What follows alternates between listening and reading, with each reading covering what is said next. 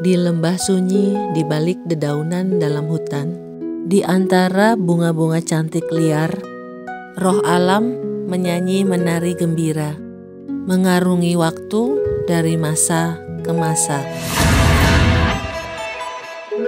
Nimfa sering muncul dalam kisah-kisah mitologi Yunani. Mereka sering menjadi pendamping dewa-dewi, terutama dewa-dewi yang berkaitan dengan alam, seperti Artemis misalnya.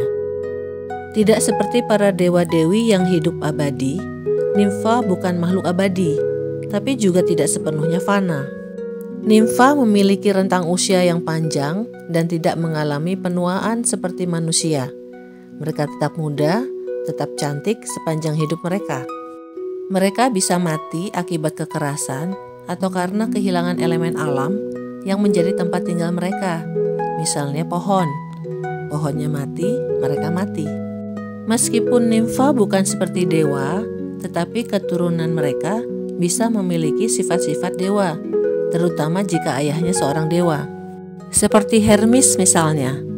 Hermes adalah anak Zeus dan nimfa bernama Maia. Maia adalah nimfa gunung atau Oread, putri Titan Atlas. Ini menunjukkan betapa kuat peran nimfa dalam melahirkan keturunan dengan kemampuan dan kekuatan yang luar biasa. Nimfa adalah roh atau personifikasi dari elemen alam, seperti pohon, gunung, air tawar, dan laut. Beberapa nimfa memiliki kedekatan dengan dewa-dewi, misalnya Nereid yang dekat dengan Poseidon atau Oread yang dekat dengan Artemis. Ada beberapa jenis nimfa, diantaranya adalah nimfa yang hidup di laut disebut okeanid, sedangkan Nereid adalah nimfa yang hidup di laut Mediterania. Nimfa yang hidup di pohon atau hutan disebut dryad. Nimfa yang hidup di air tawar disebut naiad, sedangkan nimfa yang hidup di gunung disebut oread.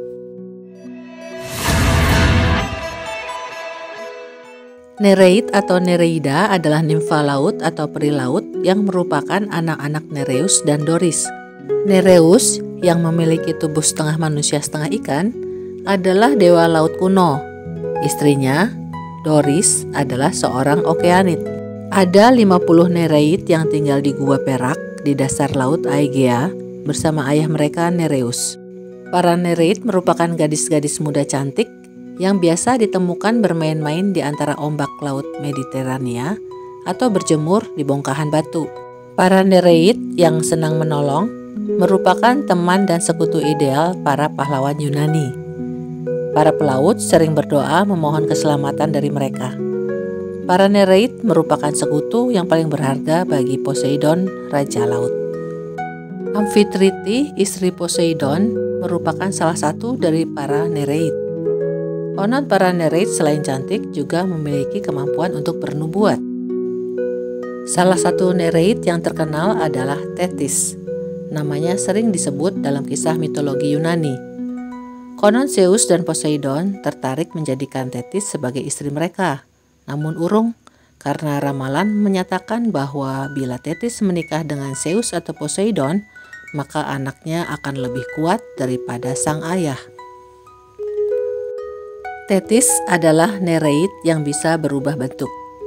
Untuk mendapatkan Thetis sebagai istrinya, Peleus harus bergulat dulu dengan Thetis karena Thetis yang berubah-ubah wujudnya berusaha melepaskan diri dari genggaman Peleus. Chiron, sang kentaur bijaksana, adalah yang menasehati Peleus bagaimana mendapatkan Thetis. Thetis adalah Nereid yang menyelamatkan bayi Hephaestus ketika Hera melemparkan anaknya Hephaestus dari Olympus karena Hephaestus cacat, kakinya pincang dan jelek. Hephaestus yang jatuh ke laut diselamatkan dan dibesarkan oleh Thetis. Di kemudian hari, Hephaestus, dewa pandai besi itu, membuatkan perlengkapan senjata untuk putra Thetis, yaitu Achilles. Walaupun Nereid dikenal baik dan suka menolong, namun mereka juga pendendam. Ketika Cassiopeia, istri Raja Ethiopia, membual, dengan sombong mengatakan bahwa ia dan putrinya, Andromeda, lebih cantik dari para Nereid, maka para Nereid tersinggung dan mengadu pada Poseidon. Poseidon lalu menghukum mereka dengan mengirim banjir besar ke Ethiopia dan menghancurkan kotanya.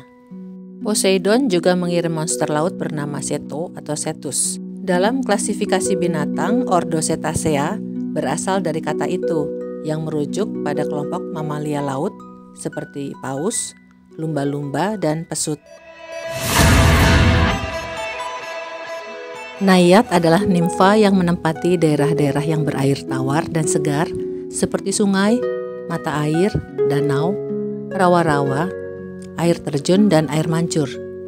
Naiad bergantung pada air. Apabila tubuhnya kering, ia akan mati.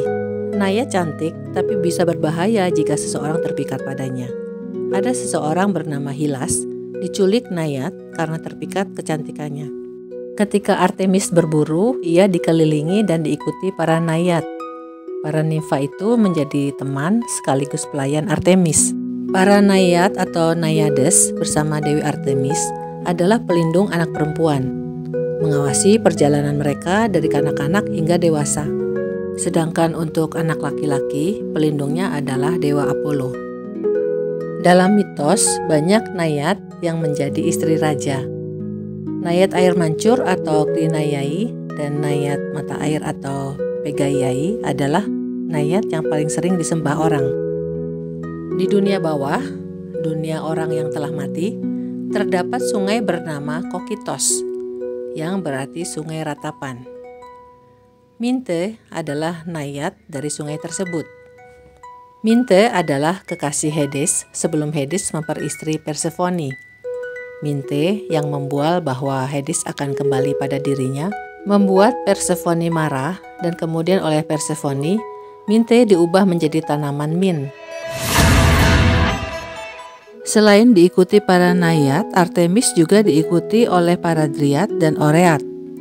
Pada awalnya Dryad adalah roh pohon ek, tetapi kemudian nama itu diterapkan pada semua bidadari pohon dan tumbuh-tumbuhan. Jika pohon yang didiami mati, Dryad ikut mati. Karena itu para dewa dan Dryad akan menghukum siapa saja yang menyakiti pepohonan. Dryad dianggap makhluk yang pemalu. Walau pemalu, Dryad bisa menjadi ganas ketika melindungi pohon mereka. Asal-usul Dryad berbeda-beda. Ada yang lahir dari pohon itu sendiri, ada yang lahir dari darah Uranus yang tumpah ke bumi ketika peristiwa kudeta oleh Kronos. Dryad yang lahir dari darah Uranus adalah Dryad pertama, namanya Meliae. Meliae adalah Dryad yang tertua, lebih tua dari para dewa Olympus. Meliae adalah nimfa yang melindungi Raja Dewa Zeus ketika Zeus masih bayi dan disembunyikan oleh ibunya di dalam gua. Meliae yang memberi makan Zeus dengan madu dan susu kambing hingga Zeus dewasa. Dryad yang terkenal adalah Eurydike dan Daphne.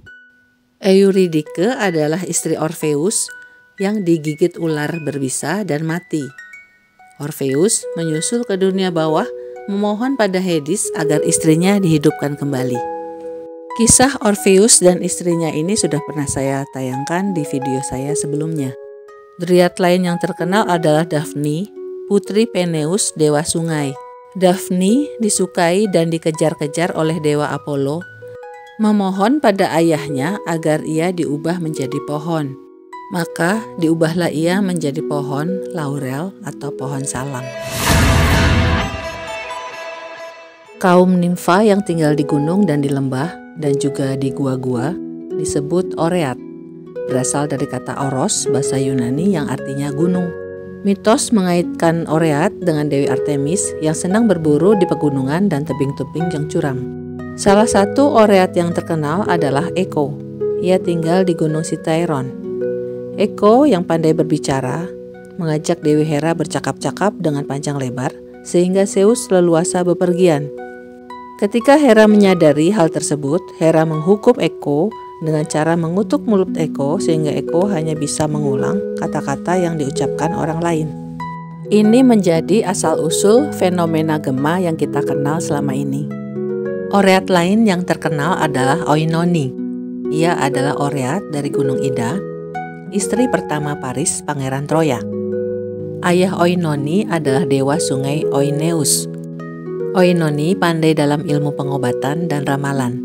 Karunia bernubuat Oinoni diperoleh dari Rhea, ibu para dewa Olympus, dan karunia penyembuh ia peroleh dari dewa Apollo.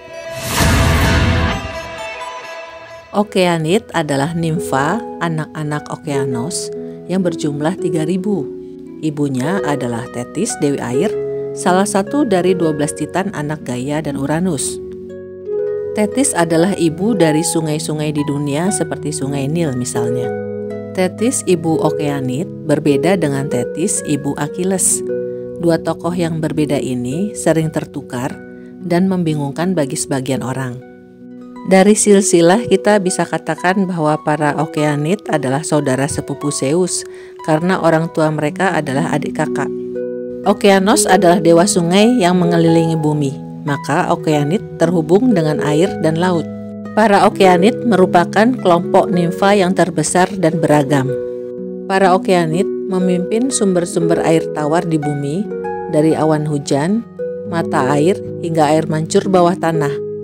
Termasuk di antara mereka adalah nimfa awan, nimfa angin, nimfa musim semi, nimfa bunga, dan nimfa padang rumput. Kadang-kadang mereka digambarkan juga sebagai bidadari laut. Sebagian Okeanid adalah pelayan Dewi Aphrodite, pelayan Dewi Hera, dan sahabat Artemis dan Persephone. Konon Artemis meminta 60 Okeanid pada ayahnya, Zeus, untuk melayaninya. Okeanid yang tertua adalah Styx.